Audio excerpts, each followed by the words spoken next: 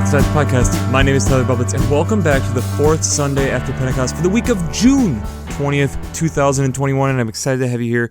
I'm excited to dig in this week's podcast, and I just have to say right off the rip, there is a lot of things we have to cover this week. But before we even get into any of that, happy Father's Day, at least here in the United States. I know this is a interesting holiday, and there's a lot that we can dig into on the value of fathers, and like we had last month, the value of mothers.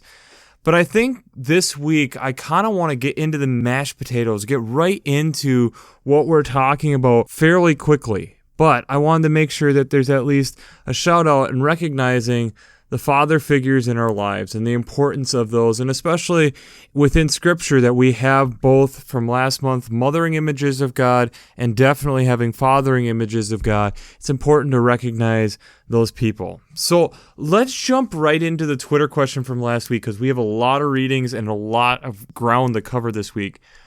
Where have you been surprised by God with an underdog?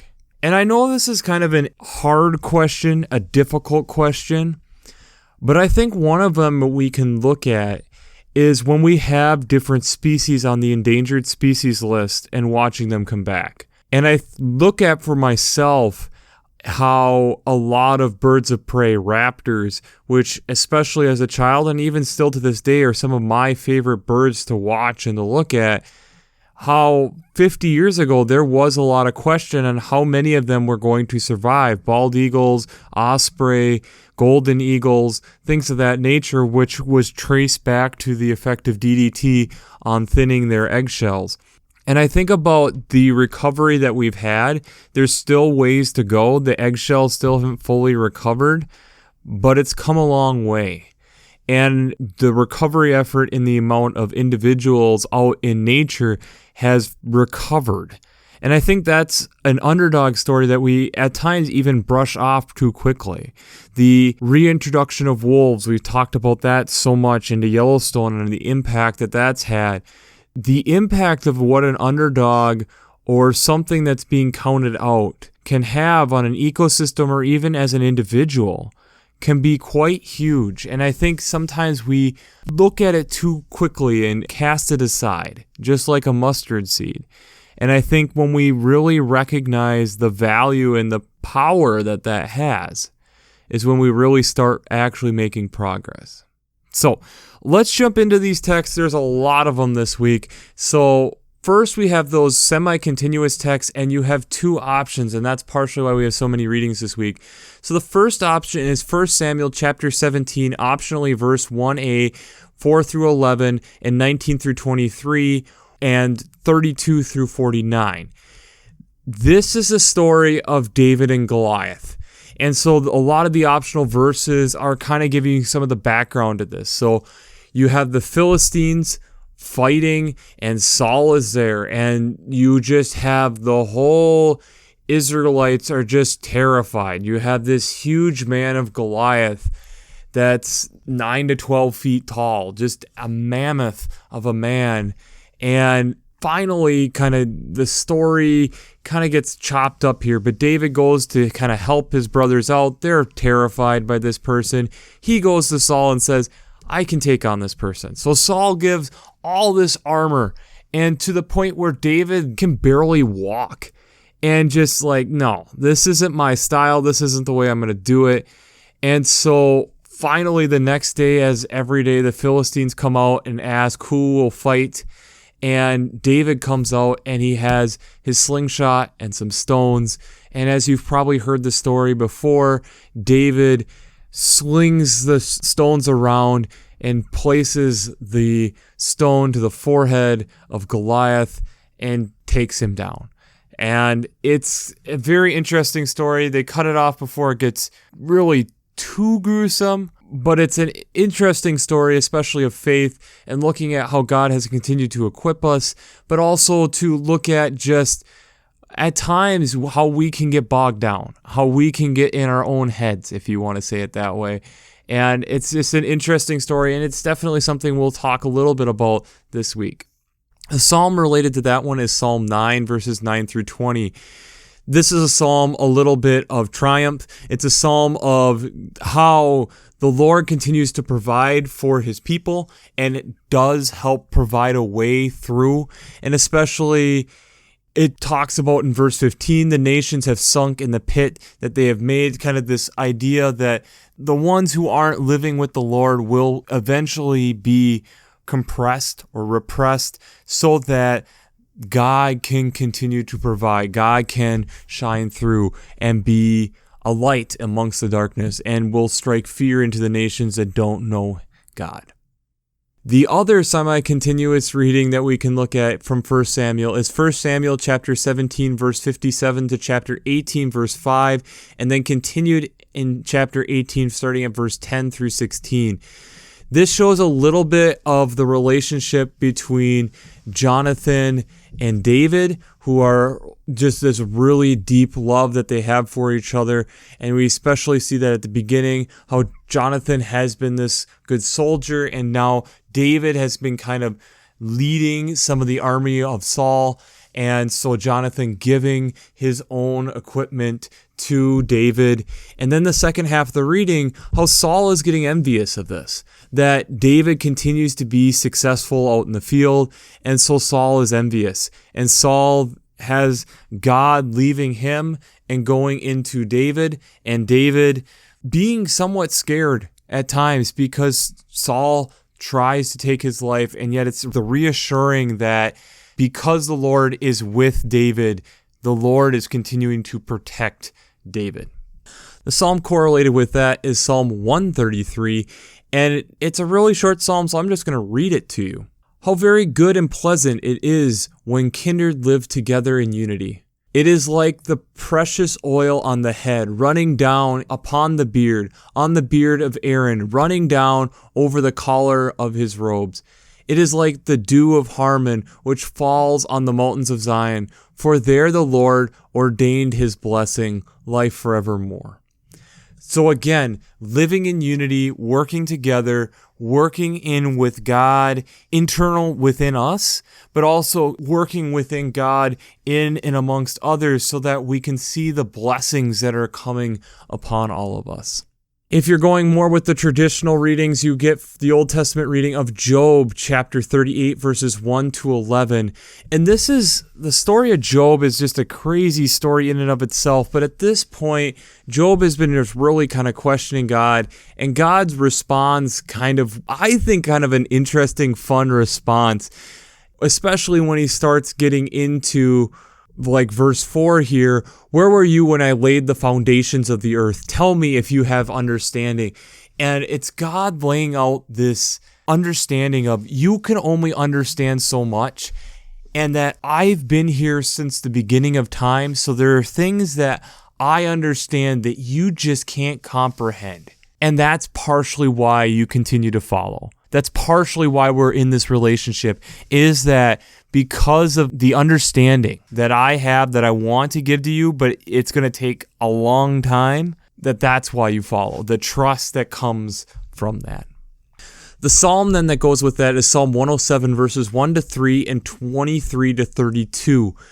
And this is reiterating the steadfast love of the Lord endures forever, and that the love of God steers us and is calming us in a lot of these different things. It definitely is thrown in a little bit for the gospel text, which we'll get to, especially with verse 25. For he commanded and raised the stormy seas, which lifted up the waves. This idea, again, that the Lord is in control of this. And then it states in 29, he made the storm still and the waves of the sea were hushed. That God has it, God is in control, and so thus we don't need to fear. We have to continue to trust in the love that God has provided to us. The New Testament reading, or the second reading, is coming from 2 Corinthians chapter 6, verses 1 to 13. And this is recognizing the different gifts that we have been given for ministry, and recognizing that God continues to provide for these. But I think one of the things that I really recognize in this, that I think it's so easy to overlook because it's the first thing out of our mouth this week for this text, as we work together with him, as we as a community, as a church, as a faith community, work together with God, we have to understand that the grace of God is not taken in vain, that this is something that we should be rejoicing about and understanding that each of us is then giving different gifts, and thus let's work together to magnify the body. And as this kind of gets into, which is from the other Corinthians letter that Paul gets into, 1 Corinthians chapter 12, talking about us as the body of Christ, that we're all working together in this. This isn't that much different, that we continue to recognize that there are going to be obstacles and hardships that come together and are put in our way, but thus, as a community, we are able to work together to get beyond them. The gospel text this week is out of Mark chapter 4, verses 35 to 41. There's a little bit of context that we have to remember with this text before we even jump into it. Remember, this is very early in Jesus' ministry. This is very soon after the calling of the disciples. And they've seen a few small miracles of what Jesus has done, and then this story takes place. So on this day when evening had come, so this is an evening trip, Jesus states, let's go to the other side. The other side is where the Galileans are. So it's another territory. It's another country. It's outsiders. And so they're in a boat. And remember, there are fishermen in this boat. A great storm comes up, and they fear that they're going to die. And especially within a lot of things you'll read about Leviathan. Leviathan being the great sea monster is going to eat them. And they're, as I've even heard about in some of the different discussions I've had with this, that their souls, they were going to be gobbled up by Leviathan. It's also the traditional Jewish funeral then would be taken care of. It wouldn't happen, which is a typical 3-day festival. So there's a lot of fear that they're having. Teacher, do you not care about us perishing? He wakes up, calms the sea by saying, peace be still, and then says, why are you afraid? Have you still no faith? And they're kind of then amazed at the end, and that's where we get, is that disciples are kind of in awe of what Jesus has done. And there's a lot to get into here this week. But before we jump into how faith and science come together this week, we have to do our shameless plug for Working Preacher. If you haven't checked out Working Preacher, I'd highly recommend it. Between their Sermon Brainwaves podcast, their commentaries, their discussion, they help me on a weekly basis, since I'm not an ordained minister, to bring you this podcast, along with the lectionary, the Revised Common Lectionary coming from Vanderbilt.edu. If you haven't checked out either of these resources, I'd highly recommend them. You can find Vanderbilt's at lectionary.library.vanderbilt.edu, or you can also check out workingpreacher.org. I'm going to plug something that I don't typically plug in a couple different things this week. One, I want to plug actually the podcast that I did talking about this 3 years ago, and I will attach it in the show notes. And partially why is we talked about in depth about fear and what is going on biologically with fear and what's being stirred up. And I think it's still really solid. And so I would recommend checking that out and thinking about it again. The one thing I wished I had stated in that is remember that there are skilled fishermen in the boat and they would know what to fear.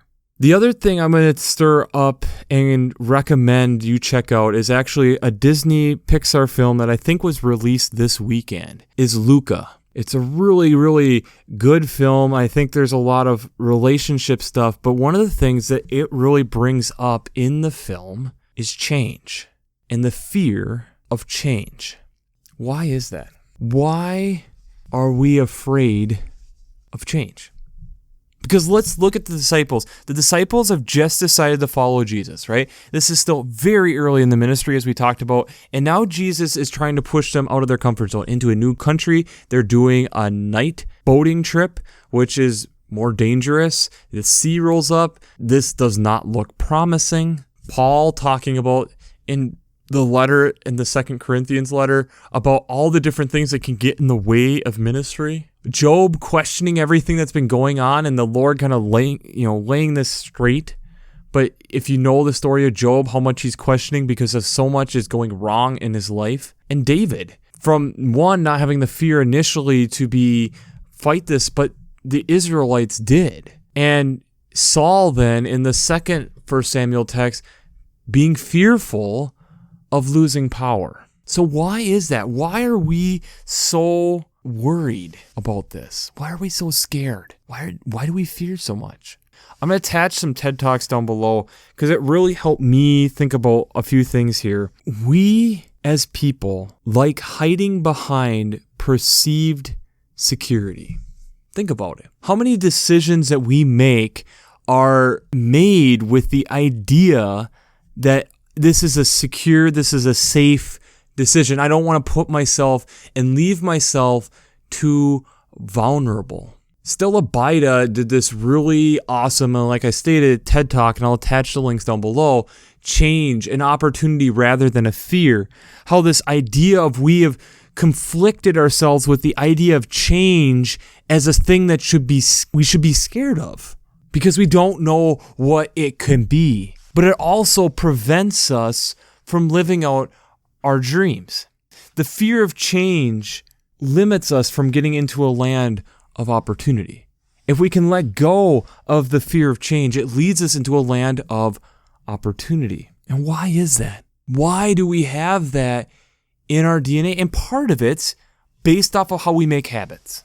How we make habits is that we have created a neural path that we know and secure. Think of like riding a bike. When you first had to start riding a bike, and many of you, I'm assuming, can, you have the balance section, you have the pedaling, you have the steering, and that's all prefrontal cortex because your brain is trying to process all this information and learn and get it all figured out. When you start to figure that out, the stratum inhibits the prefrontal cortex from focusing on that because now you figured it out to allow the brain to be able to focus on other things.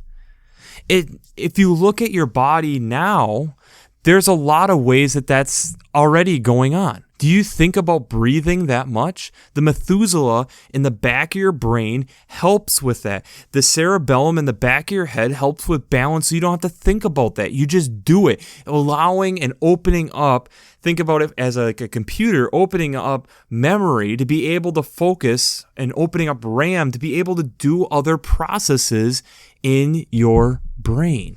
We get accustomed to what we like doing, and that's why it takes so long for us to create a new habit. But we have to remember that our brain is still like clay, that we are still moldable. We are able to continue to be molded and shaped and be able to change behavior. Hence, advertising is a big one that we can still see where they are trying to convince us to change a behavior. So they're trying to have either like a reminder to a routine, to a reward, or a cue to cue a behavior to get a reward. And that's where, as you continue to develop this new pathway, it can create a craving that we crave the reward. So thus we go through that process. This is all stuff of neurological stuff that we know, we understand. It's why New Year's resolutions are so difficult, because you're trying to rewire your brain. You're trying to create new neural pathways and trying to say, I'm letting go of this, or I'm making a new pathway. I'm letting go of a pathway, or I'm changing a pathway. You're trying to, and I think about it this way, the more you do something, it's like taking a dirt road and making it a pavement road, making it into a rural county highway, making it into an interstate at some point to a freeway. You know, and if you have a freeway, to redirect your freeway, to develop a new pathway again, to make that into a freeway and let that freeway decay, that takes a lot of work. Let's look at this text then again. Jesus has done a couple miracles. He's asked unlikely people, some fishermen, but just people who are not the cream of the crop, let's say, to follow him. He does some miracles. Fantastic. We're figuring out who this guy is. This is still very early on in following this guy. Let's get in a boat and go to a new country. By the way, this country is not exactly friendly to you. And you have within your group a group of people who are fishermen saying, why are we going at night? This makes me a little bit uneasy to begin with. I know how dangerous this can be. And then a storm blows in. Yeah, They're scared because there's so much changing. And there's probably moments where they're asking, what am I doing? Why am I doing this? Why am I putting myself through this? So when Jesus states, why are you afraid? Have you no faith? That starts to answer the second question. Have you still no faith? They don't get it. And Jesus is kind of reiterating, I guess you still don't get it. I'm trying to redo everything about you. I'm changing who you are. You're going to look in the mirror and you're going to be a different person because you're still moldable. You're not just a fisherman anymore. As we will read later in the Gospels, I'm not going to make you a fisherman. I'm going to make you fishers of men. This reworking, Job questioning everything and God being like, where were you at the beginning of creation? I was there. Where were you? Do you understand all these different things? Because I was there. And does this not then give you some faith that I know what's going on here? Paul reassuring us that as we work together, granted, remember, these groups of disciples, they don't know each other that well in the boat. So they go to him probably individually, like, are you having us perish? I'm trying to create a heart within you. I'm trying to instill the beginnings of the Holy Spirit being placed within you, and then understanding that because that Holy Spirit is within you, it also connects you to your neighbor, that we work together. And as these obstacles come up, we work together to get through them. And that's what we can see here from the Paul text. But look at, especially this 1 Samuel text, which I love, the David and Goliath story, and especially when you get the breakdown of David putting on all of Saul's armor. Like, this is, okay, if you're going to go against what none of us have the guts to do, then you got to put on all this stuff, because this is what we know. This is what protects us. Good luck. And David being like, what are you talking about? I have the gift of God within me, stirring within me, saying, we can do this. And in this case, through prayer, through working with God, understanding I have the armor of God. I don't need this physical armor at this time. And then, as not only taking out Goliath, but we see in the other 1 Samuel reading, he then continues to do it because the armor of God is on him, and it makes people who don't have the armor of God jealous. God is trying to rework our brains, and we can see it, trying to create new pathways to make us into the people that God desires for us to be. But it's our free will that gets in the way. It's our free will that says, but that means change. That means letting go of things. That means, the angst. What is this going to mean? The fear is holding us back from the dream that God has for us. Now, I'm not saying that there isn't times to have fear, but the fear to change something, just a minor change, often does. What I see from these disciples in the boat is built up fear. Built up change where they'll, okay, I guess I'll keep following this guy. I guess I'll keep following this guy. Really, Jesus? Really? Really, you're going to do this? Yeah, I guess I'll keep following you. Now there's a storm. Now I'm going to die. Why the heck did I follow this guy? The neural pathways have not yet been connected. The change in creating this desire to go and help people is still being created. The disciples are still individuals at this point. They aren't a unit yet. Teacher, do you not care that we are perishing? The beginnings of a unit, but also not working together fully.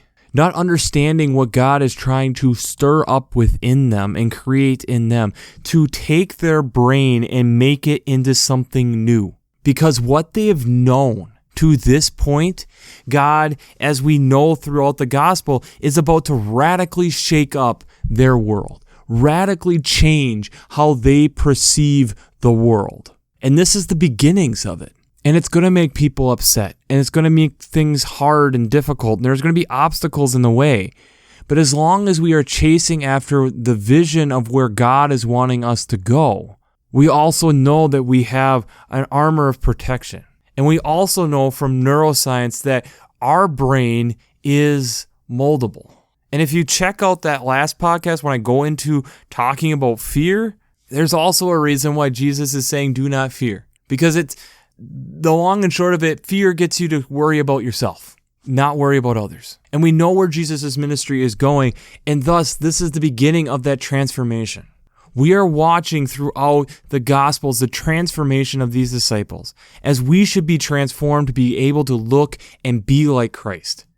And we know that Jesus is trying to create a new habit within them, to be able to see the Spirit of God within them, a longing to be able to connect with the lost, longing to connect outside of just the tribe of Israel into the Galileans, that they are still part of this family that God intends. So we have to get outside of that comfort zone. We have to get into a place that isn't comfortable for them. So the Twitter question I have for you is simple but very difficult. How comfortable are you with being uncomfortable? How comfortable are you with being uncomfortable? It's something that I've stated so many times to my youth, and I think it's something as a church. I know it's a dangerous statement in some ways, but I think also within the church, we are very comfortable with being comfortable. And I think there are times that we have to be challenged and pushed. And we look at the shaping and molding that Jesus is doing with his disciples here, and how we can see that our own brain is designed to be able to be moldable and change. Thus, we should not be fearing change. We should be fearing not changing. We should be fearing being comfortable. Because the question then becomes, if we are comfortable, and the question that Jesus asked, have you still no faith? Is that really then the question that we have when we're being so comfortable that we're not willing to venture out? We have a moldable brain to be able to do great things, and we often hold ourselves back. So the question then becomes, can we change that? And the science shows us that yes, we can. So now the question becomes, are you going to be willing and able to do that? And that's a whole nother can of worms. It's hard, it's difficult, but that's why we do this together. That's why the disciples at this point are still in a group. This is why David was still in charge of an army of people. He still had Jonathan to give him support as Saul is attacking him. We have God talking with Job and recognizing, you've been getting some bad advice. I am still with you. Paul giving those words of encouragement that as things look difficult, God is still with you. You can still do this, and I am still praying for you. We are all in this together. So let us then proceed and be open to challenging our fear and pushing forward into the dreams that God has for us. Are you excited about that? Because I am. So, we'll wrap this up as we always do. I pray God blesses you through your faith and amazes you through science.